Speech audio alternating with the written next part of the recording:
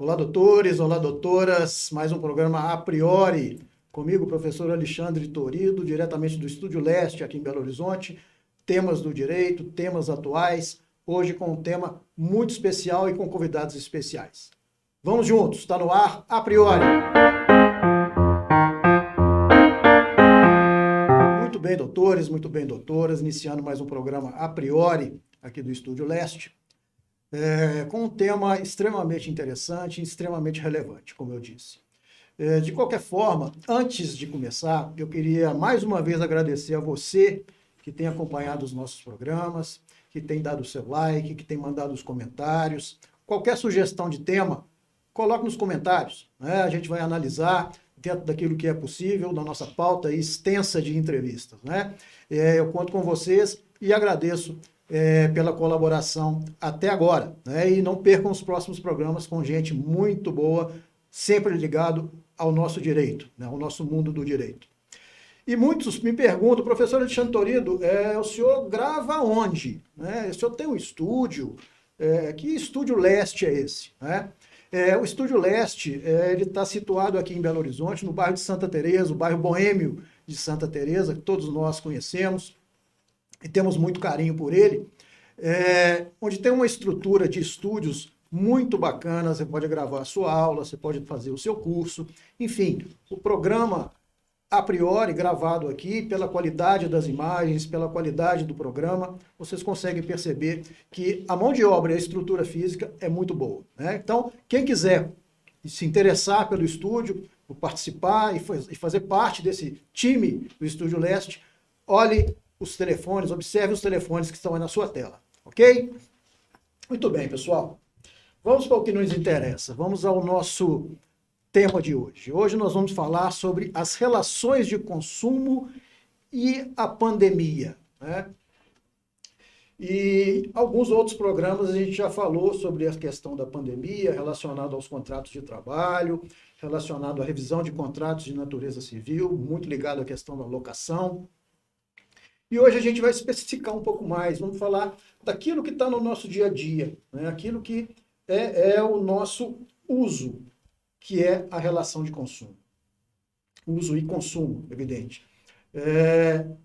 Sabemos que o Código de Defesa do Consumidor, em 2020, completou 30 anos.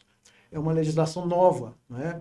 E, para quem não sabe, o direito do consumidor ele é abarcado na Constituição Federal, né, como um direito e garantia fundamental. Constituição de 88, com a edição da Lei 8.090, lá em 1990, né?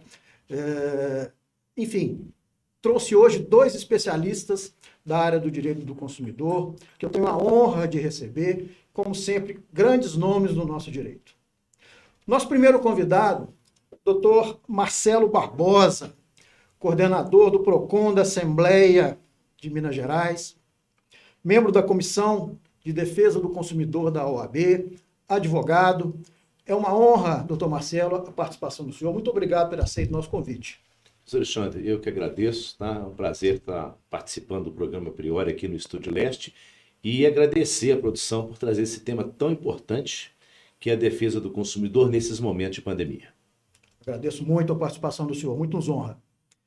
E meu colega de faculdade ASA, nosso segundo convidado, meu queridíssimo amigo e tecnicamente perfeito professor Júlio Moraes de Oliveira, nosso advogado do direito do consumidor, nosso professor de direito do consumidor da faculdade ASA, também membro da Comissão de Direito do Consumidor, de Defesa do Consumidor da OAB. Professor Júlio, é um prazer tê-lo e, de antemão, já apresento a todos o livro do professor Júlio, né? Ele é o nosso doutrinador e traz uma obra fantástica, já na sua 7ª edição, Direito do Consumidor Completo. Professor Júlio, muito nos honra a sua presença, é um prazer recebê-lo para a gente trocar essa ideia. Muito obrigado pela presença. Eu que agradeço o convite, professor Alexandre Torido, meu amigo há muitos anos na Faculdade ASA, né, 13 anos, e fico muito honrado também com a presença do Dr. Marcelo Barbosa, que foi meu mentor na defesa do consumidor, né?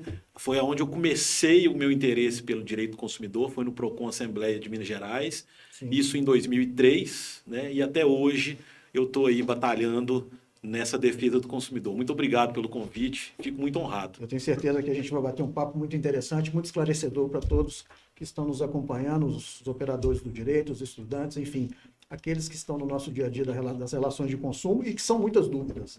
A gente está falando aí do nosso dia a dia, né, nas nossas relações diárias de consumo, né? E, professor Marcelo, eu queria que o senhor falasse um pouquinho exatamente sobre a importância do Código de Defesa do Consumidor para o cidadão. Muitos ainda têm dúvida com relação à sua aplicabilidade. Enfim, eu acho que seria interessante nós aprendermos com o senhor um pouquinho. Pois é, o senhor falou muito bem aí, professor. O código ele completou 30 anos de vigência. Agora, vai completar agora, dia 15 de março, 11 de março, 30 anos de vigência. E ano passado teve a comemoração da sua sanção. E é uma coisa nova no nosso país. Primeiro porque ela veio com base no texto constitucional, coisa que nunca tinha havido na história do nosso país, um direito ser trazido especificamente para a proteção do consumidor dentro do texto constitucional. E uma legislação que com ordem constitucional também, uma coisa rara. A Constituição determinou que se fizesse o código em 2 anos. Nunca houve muitas vezes a Constituição falava, olha, nós vamos ter que criar por lei complementar, lei ordinária, mas não. Cria-se o Código de Defesa do Consumidor. E ele foi criado com um pouquinho de atraso, mas ele saiu aí no dia 11 de setembro de 1990. E eu não tenho dúvida da sua aplicabilidade. Quem tem dúvida é quem não cumpre o seu direito enquanto fornecedor, o seu dever enquanto fornecedor. E é um código que cada vez mais está na jurisprudência do Superior Tribunal de Justiça e vai garantindo os direitos do consumidor a cada tempo que passa. Em razão desses 30 anos, só para encerrar aqui, ele está sofrendo algumas alterações. Porque quando ele começou, não se falava-se internet. Então nós temos hoje projeto de lei mudando o nosso código para o comércio eletrônico.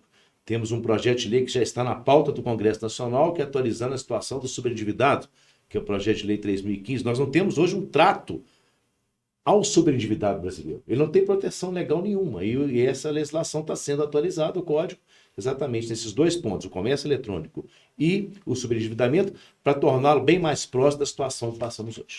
É importante essa questão constitucional que o senhor coloca, porque muitos não têm esse conhecimento, né, de que a questão do direito do consumidor ela está prevista na Constituição. Né? A Constituição de 88 previu esse direito, essa garantia fundamental ao cidadão. Professor Júlio, com relação à natureza jurídica do Código de Defesa do Consumidor, o senhor acha que ele efetivamente protege o consumidor? Porque nós estamos dizendo o seguinte, Código de Defesa do Consumidor, né? Ou seja, existe aí uma intervenção do Estado numa relação de direito privado, né? Quer dizer, o Estado atuando numa relação de consumo, né, entre pessoas do direito privado. Qual que é a opinião do senhor com relação a isso? Com certeza, o Código de Defesa do Consumidor trouxe uma proteção muito grande para os consumidores brasileiros. A gente tem que pensar o seguinte, o Código foi criado para proteger o vulnerável. A gente tinha uma legislação civil, que é uma legislação que regulamenta a relação entre iguais, mas o Código Civil não consegue solucionar os problemas da relação de consumo, da sociedade de massas. Então a gente tem uma sociedade hoje que compra muito, tem um mercado fornecedor que fabrica muitos produtos, e isso traz uma série de conflitos. E o Código Civil foi criado exatamente antes desse momento da história. Então, quando a gente chegou nessa sociedade de massas, a gente precisava de uma legislação que resolvesse os problemas de forma coletiva, que pensasse nos pequenos problemas que os produtos podem ter, que o Código Civil nem passa perto disso, né? Então, a gente precisa desse Código de Defesa do Consumidor. Ela é uma lei muito importante no nosso sistema jurídico e ela mudou completamente o mercado de consumo. As pessoas começaram a se conscientizar dos seus direitos, mas ainda tem muita coisa para a gente conseguir alcançar, para a gente caminhar. O interesse social, né, e o equilíbrio nas relações é a mola mestra aí da edição do Código de Defesa do Consumidor. Né? E por falar em consumidor, eu queria entrar um pouco, doutor Marcelo, como o senhor, como coordenador do PROCON da Assembleia Legislativa, exatamente sobre essa questão do PROCON. Né? Nós temos uma pergunta de uma aluna da Faculdade ASA nesse sentido. Vamos ver qual é a pergunta. Meu nome é Miriane Franciele Pereira Machado, sou aluna do 9º período de Direito da Faculdade ASA de Brumadinho. E inicialmente eu gostaria de cumprimentar a todos na ilustre pessoa do professor Alexandre Torido e também agradecer a oportunidade de poder estar aqui hoje. Eu venho trazer uma pergunta ao Dr. Marcelo, que é o coordenador do PROCON de Belo Horizonte, que, né, devido à pandemia, tiveram muitas questões de relação de consumo que foram frustradas. E na maioria das vezes as pessoas, por não conhecerem bem como que funcionam os acordos do PROCON, elas iam direto nas vias judiciárias.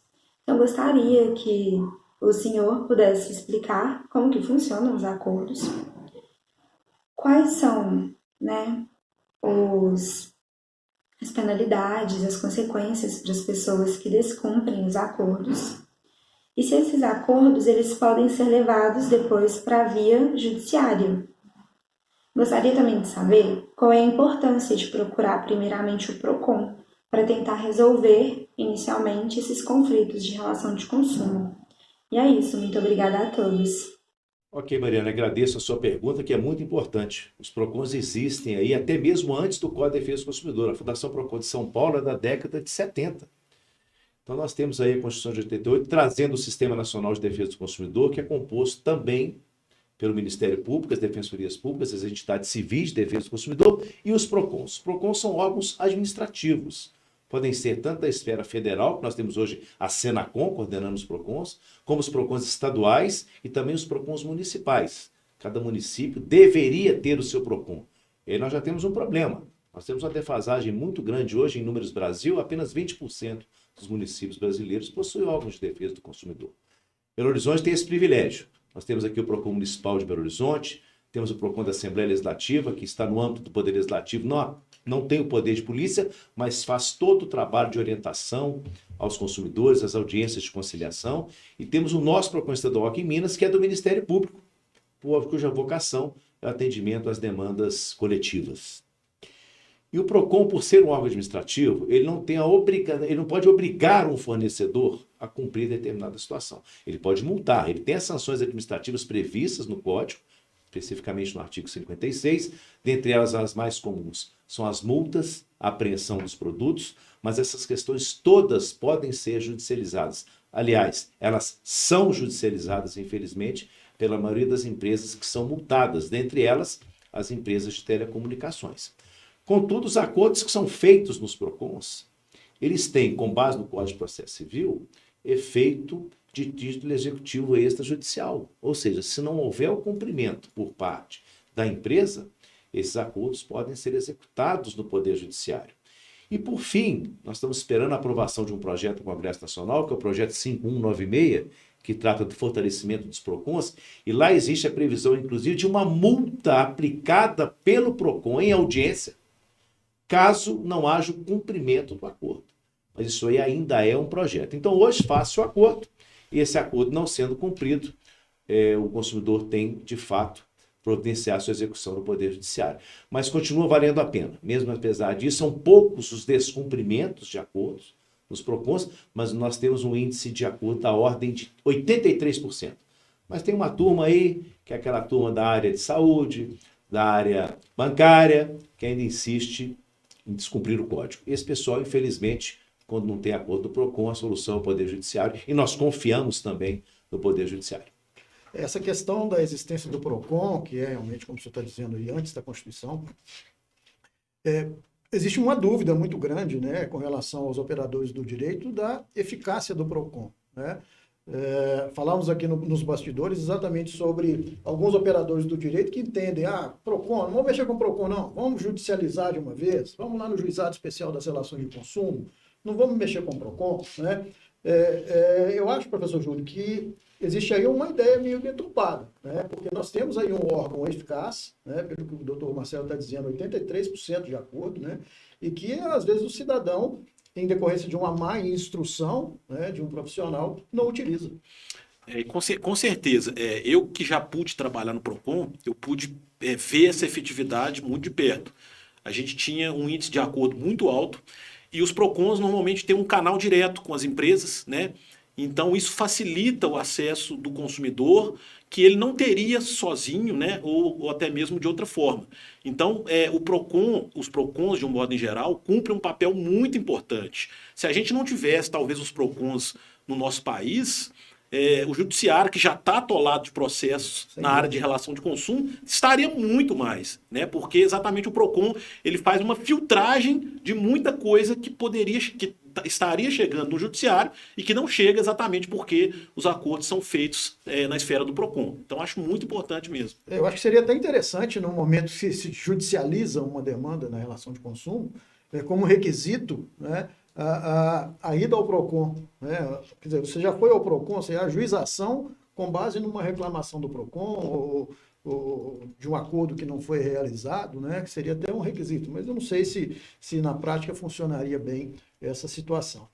Doutor Marcelo, e as demandas? Essas demandas realmente do PROCON são grandes, a população procura de uma forma efetiva os PROCONs. E o outro detalhe, segmentos. Quais são os segmentos que as demandas são maiores? Nós temos hoje, há 10 anos, os mesmos líderes de audiência. São as empresas de telecomunicações, que nos últimos 6 anos têm liderado, e aí você inclui a telefonia fixa, a telefonia móvel, TV por assinatura e a internet. Só para você ter uma ideia, são quase 330 milhões de chips habilitados nesse país. Senhora. Mais do que por habitante, né?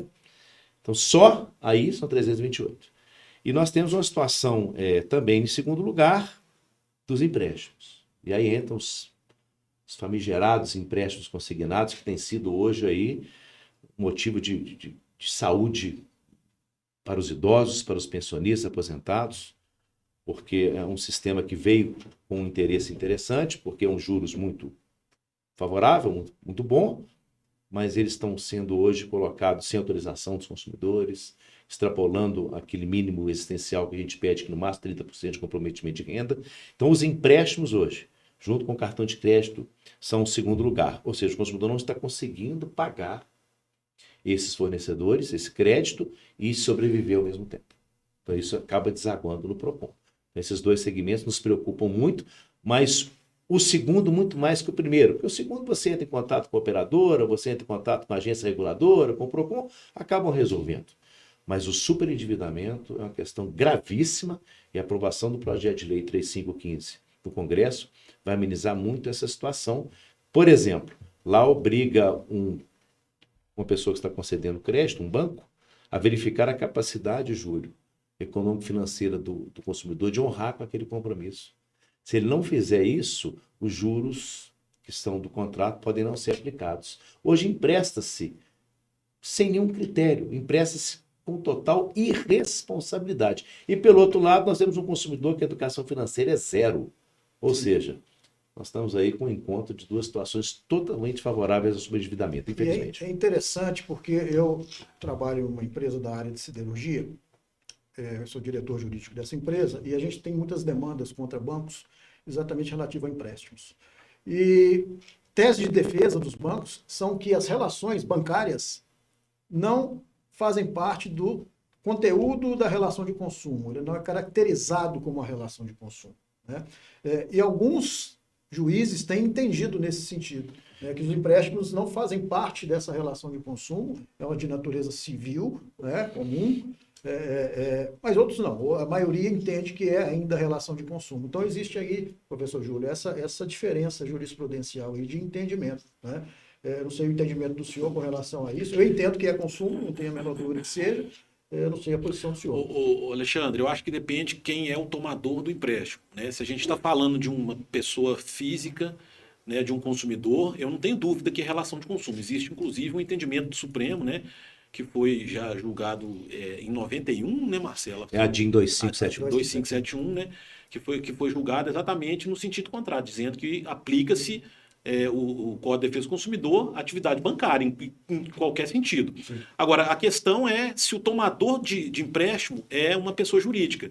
Aí a gente já entra naquela discussão do finalismo mitigado, se aplica-se ou não, né, se é uma pessoa jurídica vulnerável ou não. Então já é uma outra discussão. Então eu acho que depende de quem é o tomador do empréstimo. Se é pessoa natural, pessoa física, eu não vejo outra solução a não ser relação de consumo. Agora, se é pessoa jurídica, eu já acho que aí já é uma questão que pode até ser discutida no judiciário mesmo. Judiciário, a gente aponta aí o Juizado Especial das Relações de Consumo, cujas demandas só estão aumentando, né? A gente tem percebido aí dados aí de 2018 e 2019 que as demandas estão aumentando e o número de solução, né, sem sentença está diminuindo também, né? Quer dizer, está judicializando-se e é necessária a intervenção do Poder Judiciário sentenciando uma demanda para dar solução para o caso, né? O número de acordos, ao contrário do percentual do PROCON, está muito baixo, né? Ele é inversamente proporcional, professor. Inversamente proporcional. Olha que coisa contraditória. Juizado de Belo Horizonte, a média é em torno de 30%. Pois é, nós estamos falando aí de 30 processos em 100 que são resolvidos por acordo, né?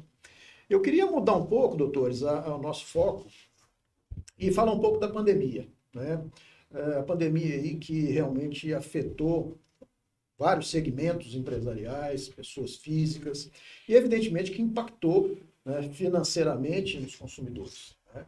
Nós tivemos aí decretos que fecharam o comércio, nós tivemos diversas demandas demandas que eu digo, discussões, né, que algumas foram judicializadas em decorrência da pandemia, né? Efetivamente, relativamente ao consumo, às relações de consumo, houve um impacto realmente muito violento, né, em prejuízo aos consumidores ou não? Houve um equilíbrio, porque houve perda também dos fornecedores de produtos e serviços. Professor, pergunta excelente, né? Para se ter ideia, o impacto começou normativo. Só tem uma ideia, só em razão da pandemia, mais de 50 normas apareceram no mundo jurídico tratando das questões variadas de consumo, desde o estabelecimento de ensino até uma academia de ginástica, passando por empresa aérea, passando pelos pacotes turísticos, vários. E o senhor falou muito bem, eu acho que os dois sofreram. Mas o consumidor, ele é legalmente vulnerável, ele é a parte mais fraca. Então, ele sofreu mais, não tenha dúvida. Sofreu porque as legislações que vieram, tentando equilibrar a relação, tirou dele um direito sagrado que era da devolução do dinheiro que ele pagou se o evento não aconteceu. Isso, para mim, foi uma coisa terrível. Você tinha um direito garantido no código, que é, se não houve o cumprimento daquilo que se ofertou, por que motivo fosse, eu quero meu dinheiro de volta, era um direito meu, opção. Hoje não. Um exemplo dos pacotes turísticos. Se a empresa oferece a remarcação ou se a empresa oferece o crédito, ela não é obrigada a reembolsar. Vamos passar, doutor Júlio, uma pergunta de uma aluna da Faculdade de Asas, exatamente falando sobre essa questão de pacote de viagens, né? E a gente pode estender o nosso bate-papo aí com outras questões mais específicas. Vamos ver essa pergunta. Boa noite a todos, meu nome é Joana, sou aluna do 10º período de Direito da Faculdade Asas de Brumadinho. Inicio o vídeo cumprimentando, agradecendo e parabenizando o professor Alexandre Torito.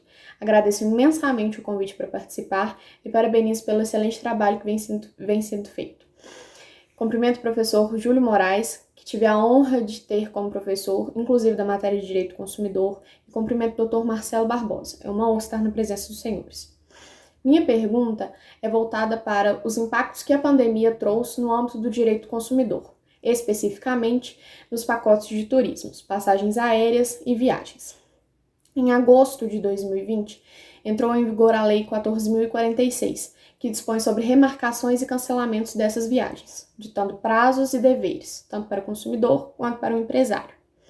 E irá vigorar, de acordo com a medida provisória 1024, até outubro de 2021. Senhores, minha pergunta é, de um lado nós temos os empresários lutando pela sobrevivência financeira e o consumidor, população, que também não tem culpa de nada e não pode ser lesado.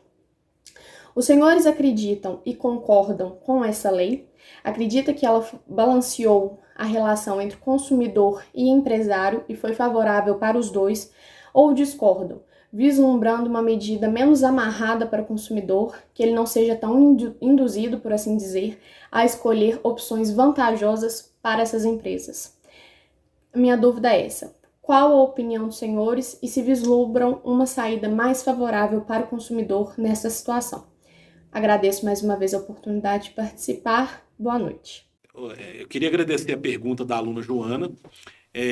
Essa questão da pandemia com relação a essas prestações de serviços é uma coisa que foi muito polêmica. Nós tivemos várias leis, né, que foram editadas agora nesse período, que a gente chama de direito emergencial do consumidor, e muitas delas, ou pelo menos a grande maioria delas, traz duas opções para os consumidores: ou a remarcação dos produtos, né, dos produtos adquiridos ou serviços, né, ou então uma disponibilização de crédito para que ele consiga depois remarcar uma viagem, ou um pacote turístico, ou um show que não tenha sido realizado. E aí a gente tem um problema nesse meio do caminho aí, porque nós tivemos uma medida provisória, que é a 1024, que estendeu esse prazo para os voos, né?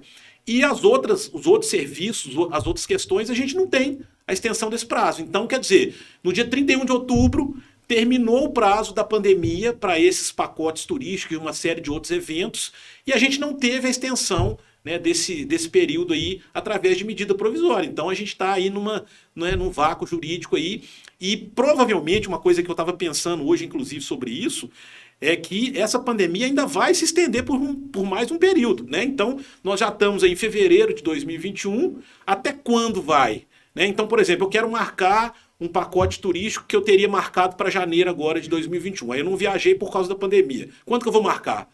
2022, né, meio do ano de 2022. Então, a gente, né, isso aí tá uma coisa muito ainda... No limbo.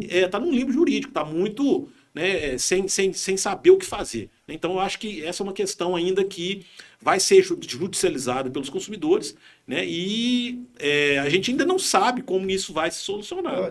Engraçado, eu tive uma questão pessoal, eu comprei um show, em janeiro do ano passado, eu comprei um show que seria em abril. E não aconteceu, né? E nós entramos lá, eu e minha esposa entramos no site lá, onde nós adquirimos os ingressos e tudo. E simplesmente o site tinha sumido. Né? Quer dizer, nós pagamos, não foi um valor barato, né? Mas nós perdemos dinheiro. Né? Quer dizer, e aí? E agora? O que a gente vai fazer? Né? Então, a gente tem várias situações, doutor Marcelo, nesse sentido, e que geram dúvidas para quem está nos assistindo. Né? A relação de consumo ela é muito específica e quantos de nós não tivemos problemas? Né? Quantos de nós não tivemos situações embaraçosas, né, de dúvidas que surgiram com relação a essa pandemia? Né? O senhor quer falar alguma coisa sobre essa questão do pacote turístico aí, que eu acho que é o que muita gente teve prejuízo nisso? Nós temos realmente de fechar essa parte legal, porque a legislação que trata do pacote turístico, que é a 14.046, ela estava vinculada ao decreto legislativo número 6 da calamidade pública, ou seja, vigoraria até 31 de dezembro de 2020. Não houve, por medida provisória, a prorrogação dos efeitos da pandemia para essa lei. E houve para a Lei 14.034, que cuidava especificamente das passagens aéreas. Uhum. Então, nós estamos com esse problema. No meu entendimento, se ainda não houve a prorrogação do estado de calamidade pública federal, a Lei 14.046, que cuida dos pacotes turísticos, perdeu a sua eficácia. Então, nós vamos aplicar o Código de Defesa do Consumidor. Ou seja, eu quero um outro produto, ou eu quero meu dinheiro de volta agora. Acredito, professor, que nos próximos dias vai haver a prorrogação. Tem que haver a prorrogação por vários efeitos fiscais, leis de responsabilidade, vários efeitos. Mas enquanto não acontece, quem está com um problema hoje está realmente nesse limbo aí. A gente espera que as empresas entendam esse momento e tentem fazer o melhor para o consumidor. Agora, o que não pode deixar, o consumidor tem que ligar para a empresa e colocar as três possibilidades. Eu quero remarcar, eu quero ter o crédito ou eu quero reembolso. E faz um acordo ali, registra esse acordo para evitar a judicialização. Eu falo, não vamos judicializar as questões nesse momento. Isso aí vai ser um prejuízo para o Estado, no gasto do Estado, para o consumidor, para o fornecedor que realmente teve perdas. Para você ter uma ideia, professor, 90% da malha aérea das empresas brasileiras se perdeu com a Sem pandemia. dúvida, sem dúvida. Isso aí é um desastre econômico, Júlio. Desastre. Então, você tem que entender. Agora, a legislação fala que se for optar pelo reembolso, esse reembolso vai acontecer em até 12 meses contados do final do estado de calamidade. Ou seja, se ele for prorrogado, o consumidor não vai ver dinheiro tão Tão cedo. cedo. A pergunta é a que fica, né? Eu tive esse prejuízo. Demando ou não demando? Né? Eu tento pedir ao consumidor que procure as duas outras alternativas. Ter um crédito com a empresa, o crédito é de 18 meses, perdão, de 12 meses ele 12 pode usar meses. o crédito, ou então remarcar, ele pode remarcar por 18 meses contados do término do estado de calamidade. Ele fica ali com esse crédito, é melhor. Embora haja uma correção do INPC no reembolso, mas o reembolso ele vai ser, como eu disse, vai ser devolvido em até 12 vezes, muitas vezes vai ter que judicializar, e a gente vai querer que tudo acabe e continue viajando depois. Então, meu pedido é que tente ou a remarcação ou o crédito. Não sendo possível, ele vai ter que judicializar a questão do reembolso, porque, como eu disse, a empresa só é obrigada a reembolsar se ela não ofertar a remarcação ou crédito. E nós, como operadores do direito, vivendo a justiça que a gente está vivendo hoje, a gente sabe que judicializar é demorar, né? A justiça, eu sempre falo que a justiça nossa, ela tem um determinado aspecto, ela está falida, né? E muito provocado pelo excesso de demandas, pelo diminuto número de juízes nas comarcas. Tem comarca que fica 1, 2 semanas sem juiz, né? E se judicializar realmente, para mim, hoje, mesmo sendo advogado, é a última condição. Tentar negociar é importante. Agora, um ponto interessante que gera também muita dúvida dos consumidores é com relação à tal da venda casada, né? A gente sabe que ela é vedada, né? Mas ela existe, né? O que o senhor acha, professor Júlio? A venda casada é um dos maiores problemas que a gente tem aí na relação de consumo, né? E isso acontece em praticamente todos os setores. Setor turístico acontece muito. Hotéis, por exemplo, que só fecham pacotes de final de semana ou de feriados. A gente tem a venda casada na parte de telecomunicações, né? Combos de internet com banda larga e telefone e televisão digital. A gente tem a venda casada nos cinemas, né, que muitas vezes obriga o consumidor a consumir o produto que o próprio cinema vende. Sim. Então é um problema muito sério na relação de consumo. Os bancos também, né, oferecem cartão de crédito. Se você não fizer abrir a conta, você tem que fazer um cartão de crédito vinculado àquela conta. Então, esse é um problema que o consumidor tem praticamente em todos os setores da relação de consumo.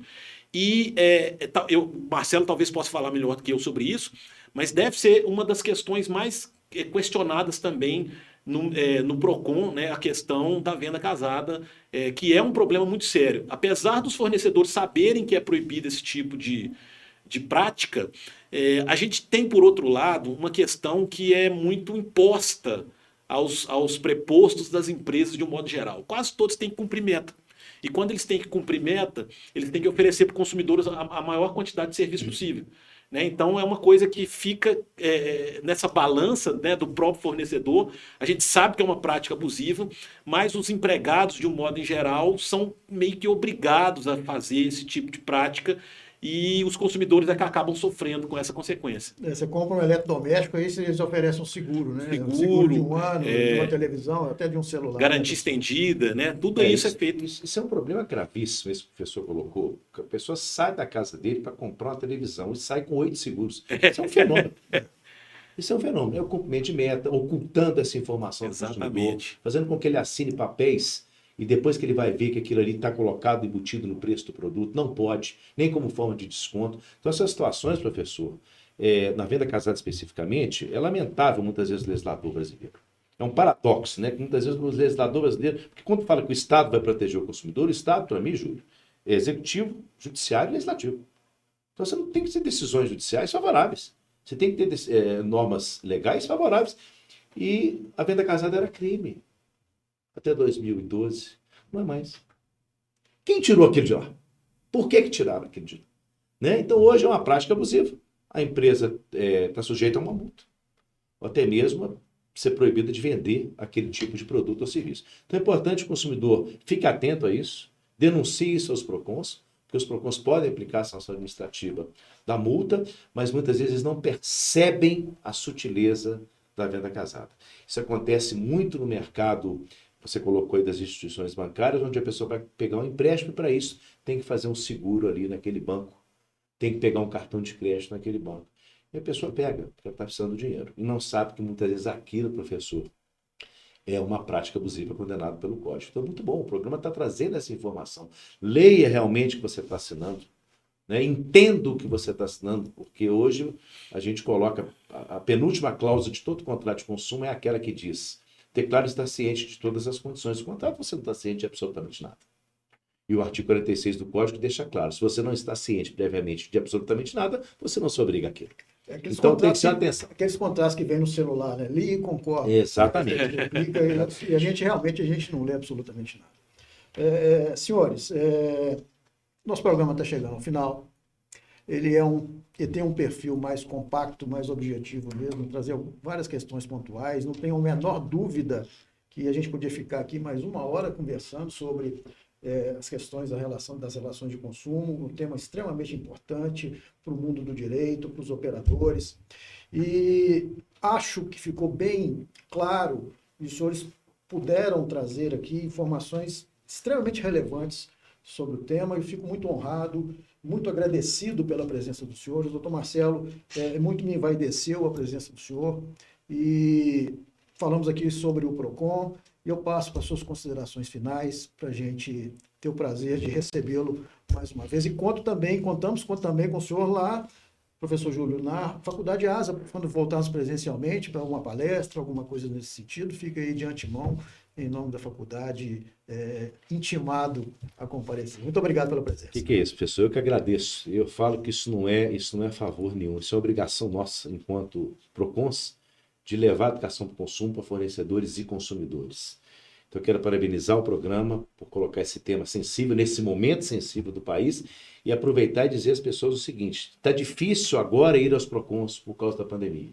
Os PROCONs estão com poucos atendentes e muita gente precisando ir. Então, eu queria aproveitar o programa e colocar a plataforma governamental, Júlio, que é o consumidor.gov.br, é uma plataforma criada pelo Ministério da Justiça, onde o consumidor pode, nessa plataforma, professor, fazer a sua reclamação. Os grandes fornecedores estão nessa plataforma e você, de casa ou do seu trabalho, pode formalizar a reclamação. Tem um índice de acordo aí também acima de 80%. Em 10 dias eles respondem. Então, se tiver dificuldade de procurar o PROCON e de ir ao PROCON, usar a plataforma, que é o www.consumidor.gov.br. Ela é monitorada pelos PROCONs. Vai estar na tela aí para nossos companheiros. Professor Júlio, foi um prazer. É sempre muito prazeroso ter a sua companhia, sorver seu conhecimento, e muito obrigado pela presença. Eu que agradeço a presença, Alexandre Toreto. Agradeço a presença também do Marcelo, que é o coordenador do PROCON há muitos anos e faz um trabalho excepcional no PROCON Assembleia. Eu tenho, sem sombra de dúvidas, o orgulho de dizer que eu trabalhei num dos melhores PROCONs do Brasil. Lá tem uma estrutura muito boa, o Marcelo sempre coordenou lá com uma orientação para os estagiários, para as pessoas que trabalham lá, muito bem definida. E não é à toa que eu saí de lá e acabei virando um professor de direito do consumidor, um amante do direito do consumidor. E esses dias mesmo eu estava passando pela rua, ali perto ali do PROCON da Assembleia, da Praça 7, e aí eu fiquei lembrando, da época. Eu tenho ainda o Código de Defesa do Consumidor que eu comprei em 2003, que eu começava a estudar lá no próprio guichê do PROCON, e isso me motivou muito. E aí tô tocando a minha vida profissional com base nesses exemplos que a gente tem. Eu acho que nesse momento do país que a gente está vivendo, a gente tem que se apegar aos bons exemplos, Isso é importante. E o Marcelo é um ótimo exemplo disso, de profissional sério e que já trabalha tantos anos aí no PROCON, Assembleia de Minas Gerais. Você também, como professor da Faculdade ASA, os alunos sempre te elogiam, Então, para mim, foi uma honra participar desse programa. Eu agradeço muito a participação. Muito obrigado. Só fazendo mais uma menção ao livro do professor Júlio, Curso de Direito do Consumidor Completo, já na 7ª edição. Vale a pena a aquisição. Vindo do professor Júlio, não tem a menor dúvida. Professor Marcelo, mais uma vez, muito obrigado. Chegamos ao final, pessoal, de mais um programa A Priori. Não percam os próximos programas, temas muito interessantes, convidados desse gabarito, que muito nos honram e abrilhantam o nosso programa. Fiquem com Deus, até a próxima, um grande abraço.